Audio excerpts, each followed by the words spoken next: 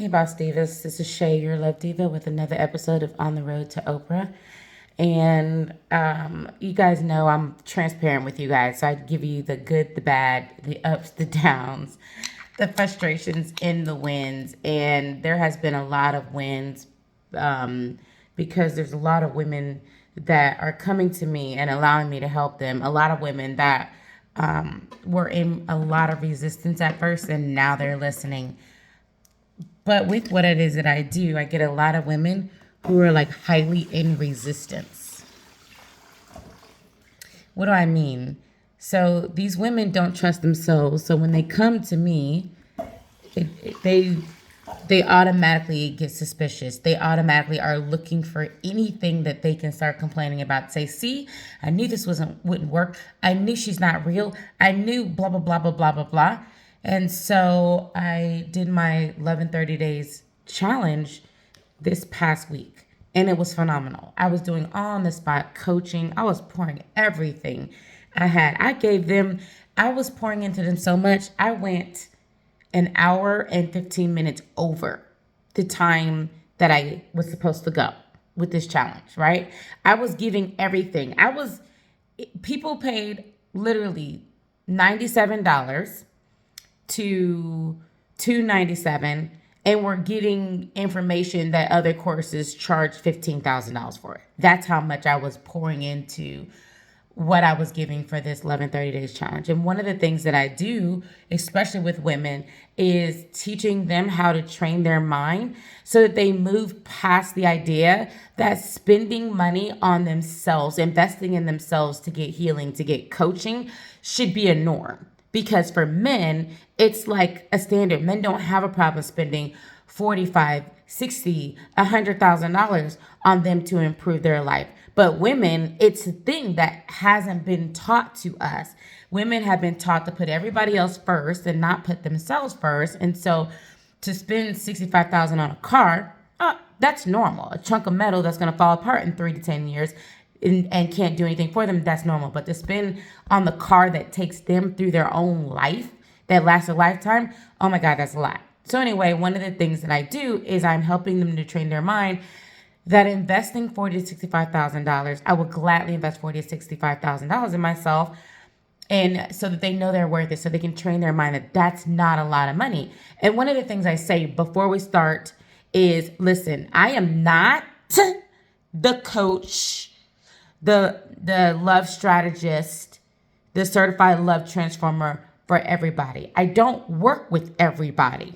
We can't even take everybody. Matter of fact, I can only take 17 people per challenge because we don't have enough space.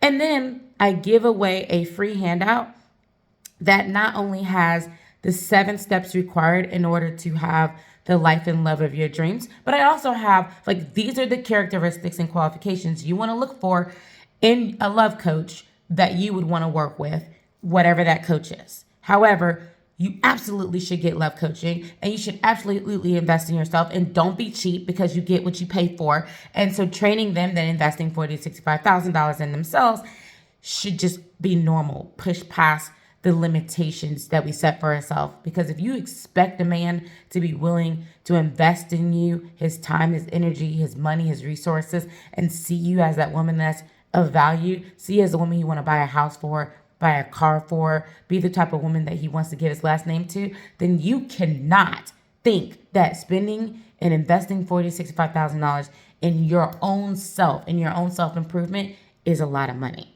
So one of the things I'm doing is I'm helping women to be able to break through this, and we've had great results with women being able to do this, whether they work with me or not. So we had a woman who missed the sessions. She didn't come to the session. She watched the replay. And one of the things too is for everybody that's on the live session, I say, if you do not feel satisfied at the end of these 3 days, then you can get your money back. No questions asked, as long as you have your camera on. So you have to have your camera on.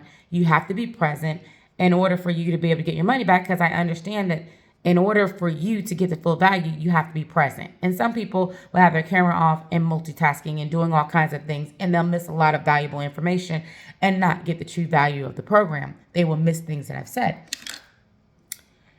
Anyway, of course, this ma'am missed stuff. She wasn't there, and she probably was multitasking when she watched the replay, and she emailed my staff, I want a refund.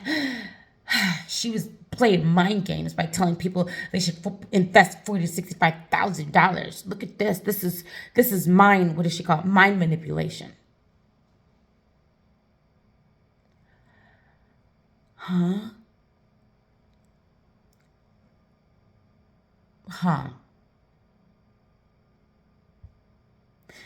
And okay, so the one part of me was like, Shay, these women are hurting. You got to understand that where these things are coming from. Like, you can't take it personally. You're going to have to get out of this whole mindset of taking people's stuff personally, because these people that are coming to you are already people that are hurting, and they have the mindsets they have. That's what's been causing them their pain in the first place, because of their traumas, and their traumas have led to a certain kind of mindset. So don't take it personally. Just do your best to help those who are willing and ready to be helped. But then the other part of me is like, I am literally not seeing my son some nights. Some days I can go the whole day and not see my own child because I am working so hard creating content, free stuff. My free stuff is more valuable than other people's paid programs. And I'm pouring in because I want women to have better. And in my programs, I'm pouring in tens of thousands of dollars that I don't have to. But again, I don't want to just give people's money. I want them to get a new life. I want them to get the love that I know is waiting for them. I want it so bad. And I want to be and am the best in the world. And I want to stay that way. So I'm constantly upping my game. I'm constantly studying like different approaches and different ways that I could help my clients to achieve their results. And I'm training other women who want to become coaches and want to impact the lives of other women. And sometimes that means working 15-hour days. Sometimes that means working until 2 or 3 o'clock in the morning. And I'm going sometimes without even being able to say goodnight to my son because I want to change the world. And then to have somebody who accuses me of mind manipulation, to have somebody come and ask me to help them. They've been spending over 50 years dealing with the limitations of their love blocks. And they come to me for help. And one thing I don't do is I don't sell. I qualify. I see, is this person ready? Now, I don't do it anymore. My team does it. But this was the last person that I qualified. And I have them tell me why. Why me? Why they think they're ready? Why this? Why not just get therapy? Because if you think therapy is going to help you, then don't come to me, because you definitely aren't going to want to invest in yourself. If you think a therapist is going to help you to heal your love blocks, transform into the best version of you, learn the art of dating and how to vet, select, and attract a quality man, and to attract a quality marriage, nurture it, and maintain it for a lifetime, then please go to a therapist. It'll be much cheaper, and you won't be a good client because in the back of your head, you're going to think that that's better. My best idea clients are ones who already tried therapy. They already know therapy is not the way to go for them. They don't want to waste the time. They want to work with the best, and they come to us in order to do that. And so this woman came, put her deposit down to get enrolled, and then had the nerve to dispute the non-refundable deposit. Who does that without communicating, without saying whatever her challenges are? Because we understand, like, when you're changing your life, it can be scary. It can, especially when your old mindset is trying to sabotage you and your old mindset is trying to keep you stuck. So it's going to give you every reason why you should bail, not on us, but on yourself. And so we will hold your hand through the process. We will ask you how you want us to support you.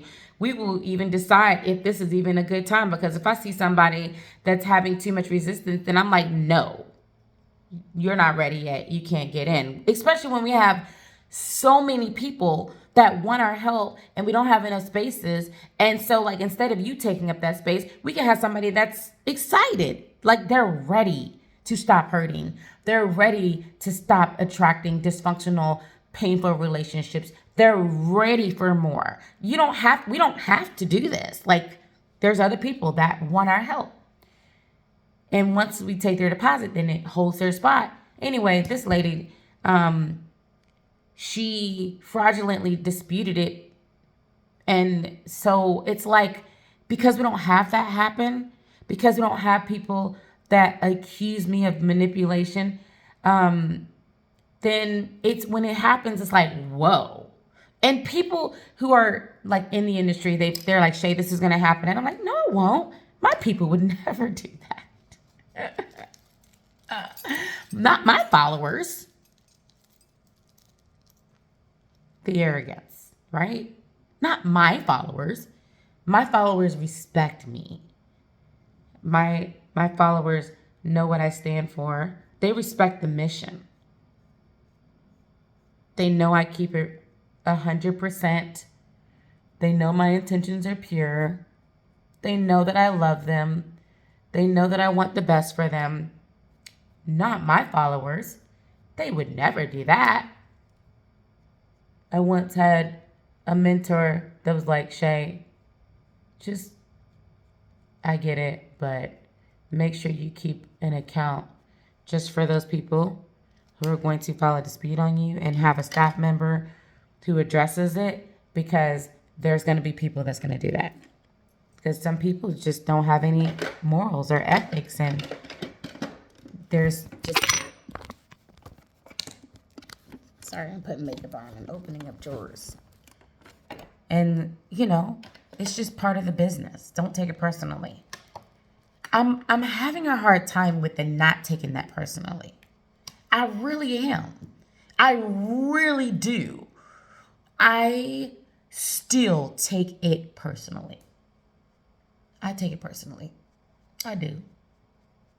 Because with all the free stuff that I give, and all that I sacrifice to show up for women the way I do, and I look at us, those of you who are watching me, those of you who follow me, those of you who join me and let me help you, I look at us like a family. Like, my family would never do that. Why would my family do that? That's like stealing. My family wouldn't steal from me.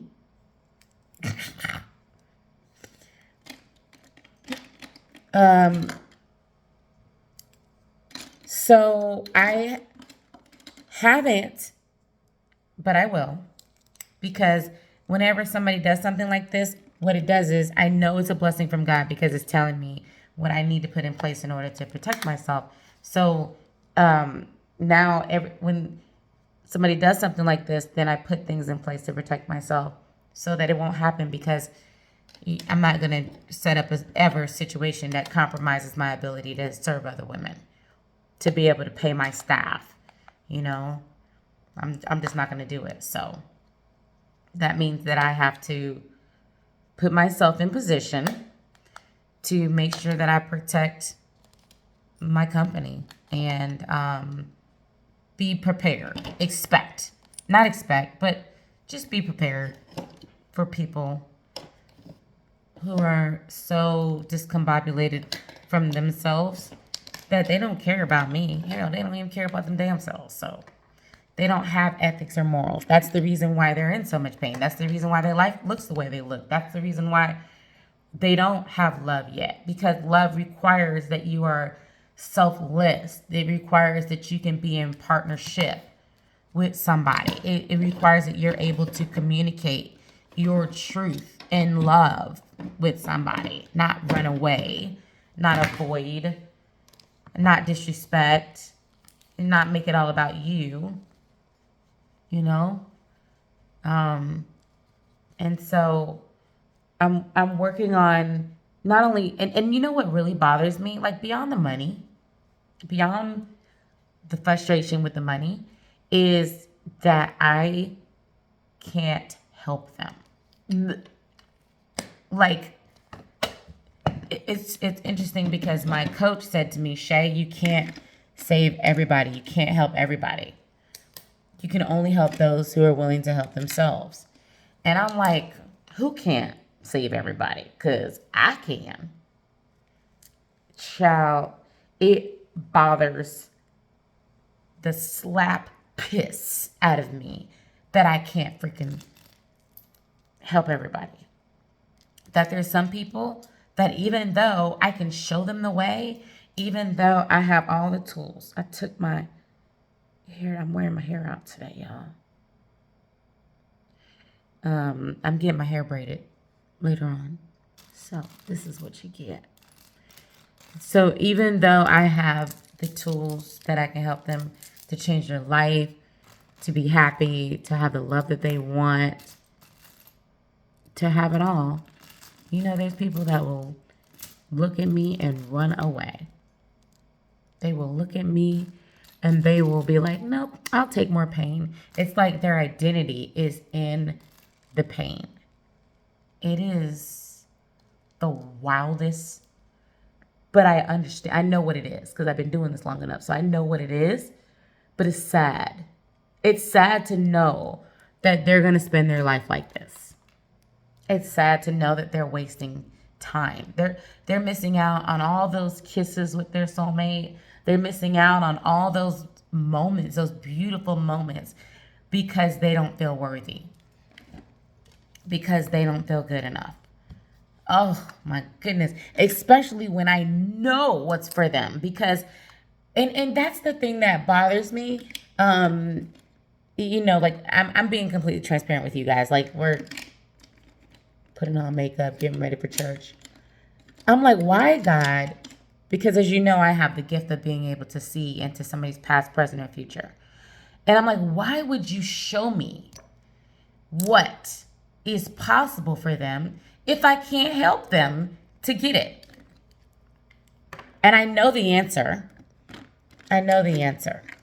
I know. I'm looking down multiple timelines and I can see all of their timeline potential. And I see the version of them that has the life of their dreams. But then at the end of the day, they must choose. They have the gift of free will. God has given that to all of us. And it is not in spiritual law to remove somebody's gift, ability, power to choose. I have to honor it. And even if that means the decision, choosing to stay in pain, then I have to honor that too. That's probably the hardest thing that I have to do in my line of work, is watch people choose pain. That's the hardest thing. Because some people get their sense of significance through the pain. Their pain is so predictable. They rather stay in known hells than to explore unknown heavens. And they get well, guess what happened to me? This guy did this, and that to me. And I've been violated in my childhood. And I've never had anybody really love me. And I have and the A word and the D word. Y'all know I don't like saying them words. Anxiety and depression. I have this, I have that. And that's their identity. So they don't want to let go of their identity because it's predictable, it's meeting a need, and it makes them feel significant. It meets their need for significance. even though it causes them pain. I know. So, I am always working on doing the impossible. And I think that's probably what's made me as good as I am, is because I know how I have been able to keep working, keep studying, keep trying different things in order to make what it seems to be impossible happen. Like, for instance, I helped a client who had multiple personality disorders to be able to heal. I don't work with clients like that anymore, but I've done it. So, like, I'm going to keep pushing the envelope on what it takes in order to help somebody who prefers the pain to want to prefer the pleasure, to want to prefer the heaven, to be willing to do what it takes. I'm going to figure it out. Because to me, if they're coming to me, then they're like reaching their hand out, asking me to help them save themselves. And then sometimes they pull their hand back. But if they reach their hand out to me, then doesn't that mean that I'm supposed to help them? Like, figure out a way to help them help themselves? Okay, I know that's to be debated. And I know I probably should just focus on the ones that are ready. Like, I'm going to waste time. And I'm going to frustrate myself. And it's going to take away from those who are ready. Who are ready and willing to do the work. So, I just literally talked through this with you guys here. It makes no sense. And I hear Spirit saying, Shay, we love you. We appreciate your good intentions, but let them go. You've done your job. Sometimes your job is just to drop the seed. Sometimes your job is to let them know what's possible. And then maybe in the next life, they will choose themselves. Them not choosing themselves is part of the lesson for them. It's part of their journey. And you got to understand and you got to respect their journey. I got it. I do. I got it. We think we know what's best for people. But the only one that knows what's best is God. Spirit, creator, the one, the universe, whatever you want to call God. We don't know. Our vision and our ability to be able to rationalize is limited. We can only see but so much. So, with that being said, I surrender and I focus on those who are ready, willing, and able to help themselves. That's what I'm going to focus on. And when the other ones, if it's meant for me to help them, are ready, then I'm here. Thank you so much for listening. It's been another episode of Love on the Road to Oprah. I was going to say Love on Command, like I was doing my podcast. But it's been another episode of Road to Oprah, and I love you guys. Thank you for watching. Bye.